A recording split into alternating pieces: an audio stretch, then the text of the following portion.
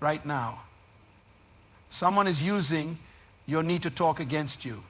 Every time you feel compelled to fill an awkward silence, every time you rush to defend yourself, every time you feel the urge to prove your point immediately, you're being manipulated.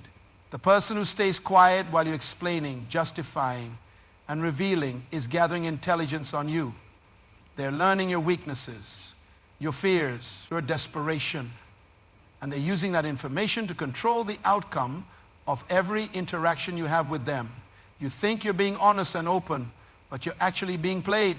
The uncomfortable truth is that most people are losing every important conversation they have because they don't understand that silence is the most powerful weapon in human interaction. Maria Rodriguez was 28 years old when she walked into that boardroom on a Tuesday morning in downtown Chicago. She had been with the marketing firm for 3 years, climbing her way up from an assistant to a junior executive. But on this particular morning, everything she had worked for was about to be tested. The company was facing a hostile takeover, and the room was filled with senior executives, lawyers, and board members were all talking at once, shouting, arguing, and trying to prove their worth through the volume of their voices. Maria had prepared for weeks.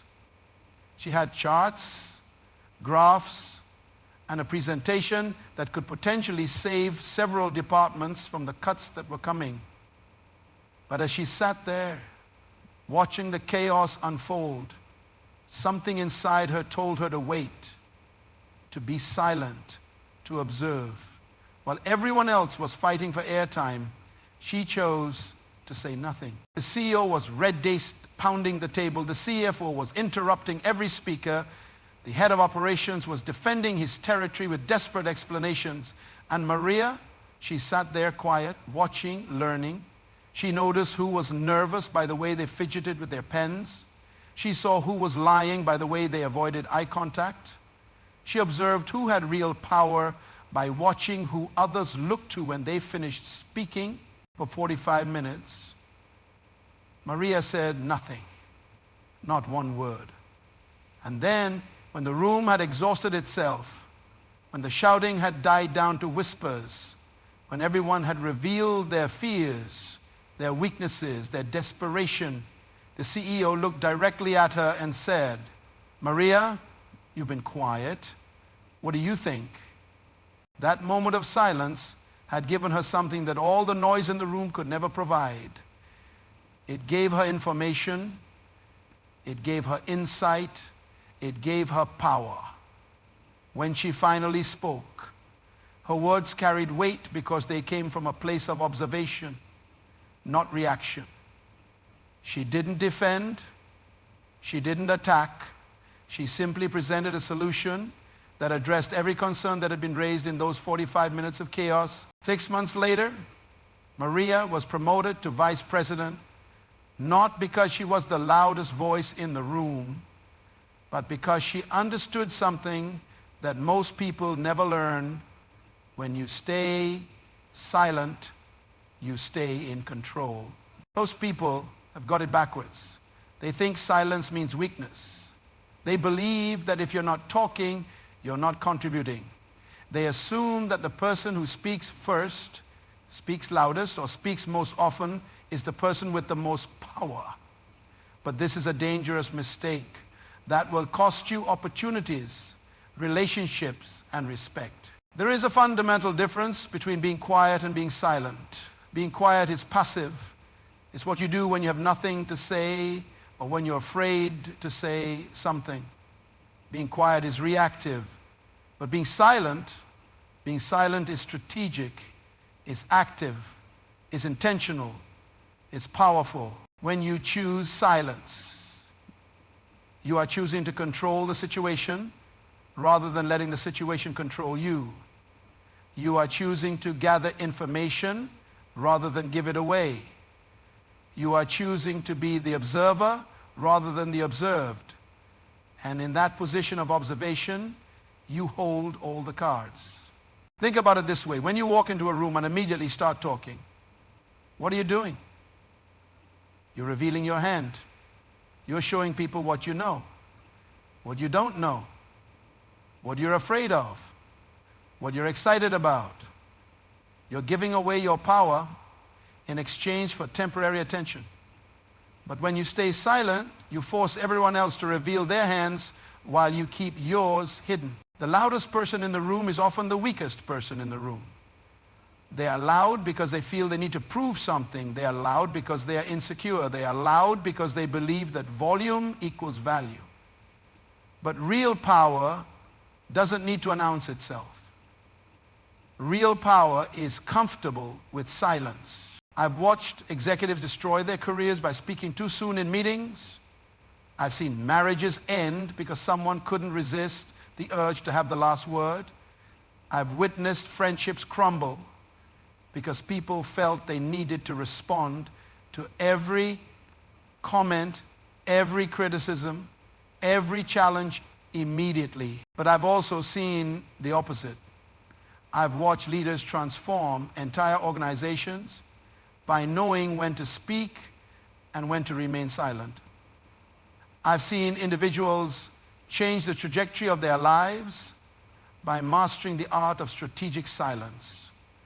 I've witnessed the power that comes from being still in a world that never stops moving. Silence is not about being passive or avoiding conflict. Silence is about being strategic. It's about understanding that in a world where everyone is fighting for attention, the person who doesn't need attention becomes the most powerful person in the room. When you stay silent, you create space for others to reveal themselves. When you stay silent, you gather information that others miss because they're too busy preparing their next response. When you stay silent, you maintain your energy while others exhaust theirs in unnecessary battles. This is not about being antisocial or withdrawn. This is about understanding the power of timing, the strength of observation, and the control that comes from choosing when to engage and when to step back. This is about recognizing that your words have value only when they are used strategically, not carelessly. The world is full of people who talk themselves out of opportunities. It's full of people who reveal too much too soon. It's full of people who mistake noise for influence. But when you learn to stay silent, you learn to stay in control. And when you stay in control, you position yourself to win, not just in the moment, but in the long game of life. Maria Rodriguez understood this in that boardroom. Her silence wasn't weakness. It was strategy. It was power. It was control. And it changed everything. But control through silence is just the beginning. The real mastery comes when you understand that silence is your gateway to perfect timing. And timing, my friend, is everything. As often as of this earth, James Patterson learned this lesson the hard way. He was a construction foreman on a 40-story building project in downtown Atlanta. The project was running behind schedule, costs were spiraling out of control, and the pressure from the developers was enormous. Then came the day when the safety inspector found a critical structural issue that could potentially bring the entire project to a halt. The emergency meeting was called for that afternoon. The room was packed with architects, engineers, project managers, and executives. Everyone had an opinion about how to fix the problem quickly and cheaply. The architect was pushing for a complete redesign. The project manager was demanding they continue as planned. The executives were talking about lawsuits and insurance claims. James sat in the back of the room, hard hat in his hands, listening to the debate rage for over an hour. He had 30 years of experience in construction. He had seen this exact problem before. He knew exactly how to fix it, how long it would take, and how much it would cost. But he also knew something else. He knew that the timing of his words would determine whether anyone would listen to him. You see, James was not the highest paid person in the room. He didn't have the fanciest title or the most expensive suit in a room full of college degrees and corporate positions. He was just a guy who worked with his hands. But James understood something that all those educated voices didn't understand. He understood that the right words at the wrong time are worthless, but the right words at the right time are priceless. So James waited. He watched as each person exhausted their arguments. He observed as the frustration in the room grew. He noticed when the executives started looking at their watches, when the architects began repeating themselves, when the project managers ran out of alternatives. He waited until the room had talked itself into a corner, until every voice had been heard, until the silence was begging to be filled with a solution. Only then did James stand up. Only then did he speak. And when he did, his words didn't just fill the silence, they commanded it. He presented a solution that was practical, cost connection, and could be implemented immediately. The room didn't just listen to him, they followed him. They followed him. The project was saved, the deadline was met, and James became the hero of the day. But here's what James understood that most people miss. It wasn't just what he said that made the difference. It was when he said it. The same words spoken at the beginning of the meeting would have been dismissed or ignored, but those same words delivered at the perfect moment had the power to change everything. This is the art of timing through silence. When you stay silent, you don't just maintain control, you learn to read the rhythm of the room. You begin to understand when people are ready to listen and when they're just waiting for their turn to talk. You start to recognize when emotions are running too high for logic to be heard and when the moment is ripe for reason to prevail. Most people speak too soon because they're afraid that if they don't speak now, they'll never get another chance. But this fear destroys more opportunities than it creates. When you speak too early, you're speaking to people who aren't ready to hear you. When you speak too late, you're speaking to people who have already made up their minds. But when you learn to read the room through silence, you can speak at the exact moment when people are most receptive to your message. Silence teaches you to feel the pulse of any situation. It shows you when tensions are rising and when they're falling. It reveals when people are open to new ideas and when they're closed off to change. It helps you understand when to push forward and when to hold back. Think about the conversations you've had where you said the right thing at the wrong time. Think about the meetings where you had the perfect solution but nobody was ready to hear it. Think about the moments when you spoke too soon and watched your words fall on deaf ears. This is what happens when you don't understand the power of timing. But when you master silence, you master timing. You learn to wait for the moment when your words will have the greatest impact. You develop the patience to let others exhaust their arguments before you present your solution. You gain the wisdom to know that sometimes the most powerful thing you can do is nothing at all. James Patterson saved that construction project not because he was the smartest person in the room, but because he understood that intelligence without timing is worthless. He knew that the right moment would come, and when it did, he was ready. That's the power of timing through silence. Now, timing is powerful, but it means nothing if you can't control your emotions. And this is where most people lose everything they've worked for. They master the art of observation, they understand timing, but when emotions run high, they throw it all away with words they can never take back. Rebecca Thompson discovered this truth on a Thursday afternoon that could have ended her teaching career. She was in her 7th year as a high school English teacher when David Miller's father stormed into her classroom after school. His son had failed the midterm exam. And Mr. Miller was furious. He believed his son was being treated unfairly, and he wasn't there to discuss it. He was there to demand changes. "You're ruining my son's future," he shouted, his face red with anger. "He's a good student, and you're being unfair. I want this grade changed, and I want it changed now." The accusations came fast and harsh. He questioned her competence, her fairness, even her right to be in the classroom. Every word was designed to provoke a response, to push her into a defensive reaction. Rebecca felt the heat rising in her chest. Her first instinct was to defend herself, to explain all the extra help she had offered David, to point out the multiple opportunities she had given him to improve his grade.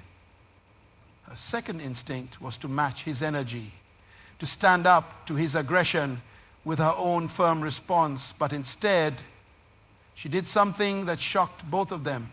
She remained completely silent. She didn't argue. She didn't defend. She didn't even speak. She simply looked at him with calm, steady eyes and listened for 3 full minutes. Mr. Miller continued his rant, but something strange began to happen. Without Rebecca's reaction feeding his anger, his fury began to burn itself out. His voice got quieter. His accusations became less certain. His aggression turned into frustration, then into something that looked almost like embarrassment. When he finally stopped talking, Rebecca waited another 10 seconds before she spoke. Her voice was calm, controlled, completely free of the defensive emotion that had been building inside her. "Mr. Miller," she said quietly, "I can see that you're concerned about David's success. Would you like to sit down so we can discuss how we can help him improve?" That moment of silence had given Rebecca something that no amount of arguing could have provided. It had given her emotional control. While Mr. Miller had exhausted his anger, she had conserved her energy. While he had revealed his fears and frustrations, she had maintained her professional composure. While he had lost control of the situation, she had gained it. The conversation that followed was productive. They developed a plan to help David succeed. Mr. Miller left the classroom with respect for Rebecca rather than resentment. And Rebecca learned a lesson that would serve her for the rest of her career. Your emotions are your responsibility, and silence is your shield. Most people think that silence in the face of aggression is weakness. They believe that if someone attacks you, you must defend yourself immediately, but this is exactly backwards. When you react emotionally to someone else's emotions, you give them control over your state of mind. You let their anger determine your response. You allow their chaos to create chaos in you. But when you choose silence in emotional moments, you choose to stay in control of yourself. You refuse to let someone else's emotional state determine your actions. You create space between the trigger and your response. And in that space, you find your power. Silence doesn't mean you're suppressing your emotions or pretending they don't exist. It means you're choosing when and how to express them. It means you're responding from a place of strength rather than reacting from a place of weakness. It means you're in control of your emotions rather than controlled by them. Rebecca Thompson understood this in that classroom. Her silence wasn't submission to aggression. It was mastery over her own emotional state. And that mastery changed everything.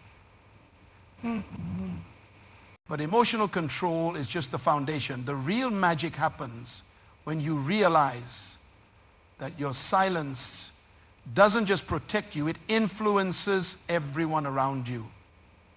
When you master strategic silence, you discover that you can shape conversations, guide decisions, and influence outcomes without saying a word. Human beings have a psychological need to fill silence.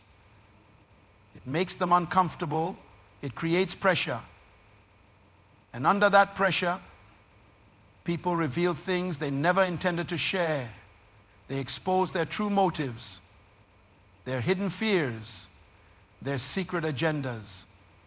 They tell you exactly what they're thinking, what they want, and what they're afraid of losing. When you stay silent, you create a vacuum that others feel compelled to fill. And in rushing to fill that vacuum, they give you information that you could never get through questions or conversation.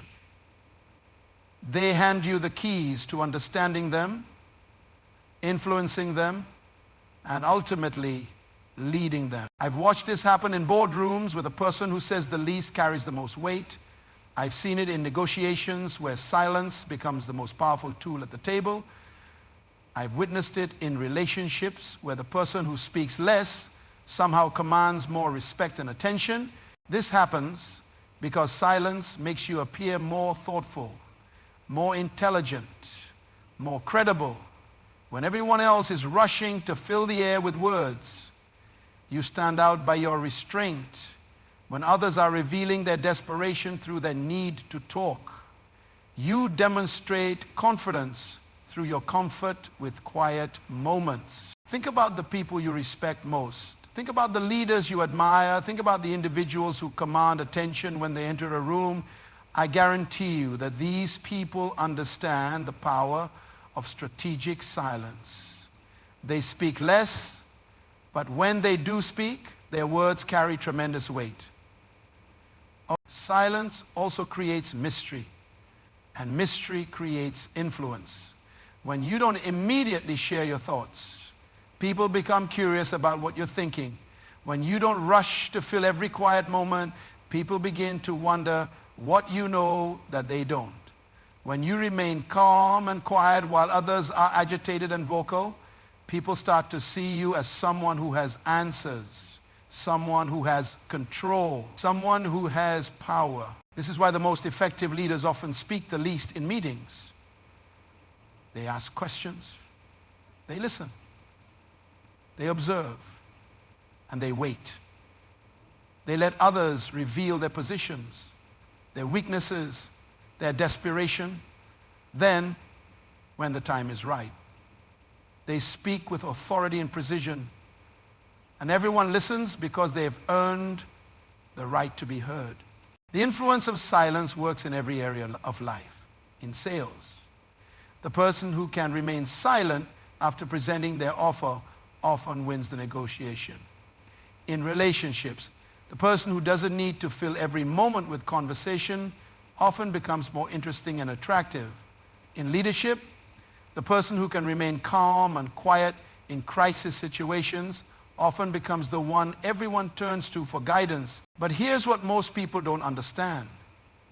This influence isn't manipulation. It's not about tricking people or playing games. It's about understanding human psychology and using that understanding to create better outcomes for everyone involved. When you use silence strategically, you're not taking advantage of people, you're creating space for truth, for clarity, for better decisions. When you master the influence of silence, you become the person others seek out for advice. You become the individual people trust with their secrets. You become the leader people naturally want to follow, not because you're the loudest voice in the room, but because you're the most trustworthy presence in the room. This is the paradox of influence through silence. The less you need to say. The more people want to hear from you, the less you need to prove. The more people respect your opinion, the less you need to control through words. The more control you actually have over situations and outcomes when you stay silent. You don't just stay in control. You become someone others look to for that control. And this brings us to the ultimate transformation. When you truly master silence, you don't just change how you communicate, you change who you become. You transform from someone who reacts to life into someone who creates life. You evolve from someone who responds to circumstances into someone who shapes circumstances. Let me take you back to Maria Rodriguez, the woman we met at the beginning of this conversation. That Tuesday morning in the Chicago boardroom was just the beginning of her story. The promotion to vice president was just the first step in a journey that would completely transform her life and career. 3 years after that pivotal meeting, Maria found herself in another boardroom, but this time she was the one leading the discussion. The company had grown significantly, and she was now overseeing a team of 45 people across 3 different departments. But the real test came when the company was approached by a major competitor with an acquisition offer. The offer was substantial, enough to make everyone in the company wealthy overnight. The board was split. Some members saw dollar signs and wanted to accept immediately. Others believed the company had more potential and wanted to reject the offer.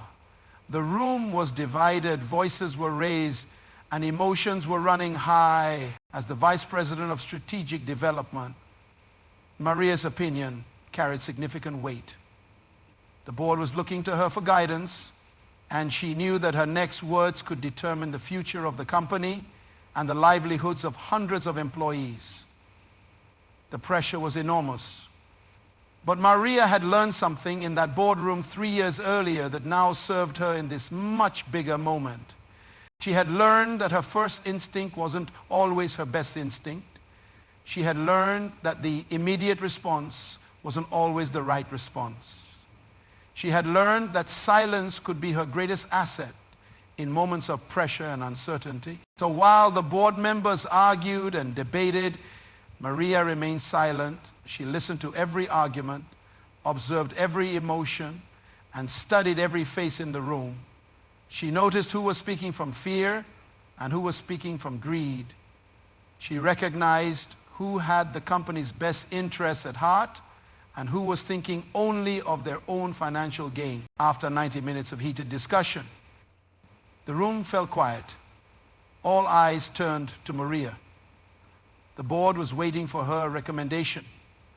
The fate of the company hung in the balance. And Maria, drawing on everything she had learned about the power of strategic silence, spoke with clarity and conviction. "I've listened to every argument in this room," she said, her voice calm and authoritative. "I've heard the fear, the excitement, the uncertainty, and the ambition. But I've also been thinking about something that nobody has mentioned yet. I've been thinking about what we're really building here." She went on to present a vision that hadn't been considered by anyone in the room. She proposed a counter strategy that would allow the company to maintain its independence while achieving even greater growth and profitability. Her recommendation was based not on emotion or immediate financial gain, but on strategic thinking that had been sharpened by her commitment to listening before speaking. The board voted unanimously to follow Maria's recommendation. The acquisition offer was declined, and the company implemented her growth strategy. 2 years later, the company was valued at 3 times the original acquisition offer. Maria had been promoted to Chief Executive Officer, and she was recognized as one of the most influential business leaders in her industry. But here's what's remarkable about Maria's story. Her transformation wasn't just about her career success. Learning to master silence had changed every aspect of her life.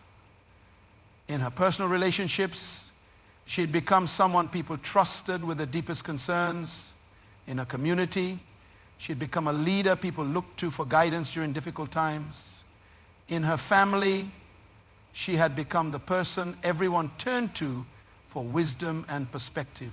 Maria had discovered that when you master silence, you master more than just communication. You master the art of influence, the skill of leadership, and the power of transformation.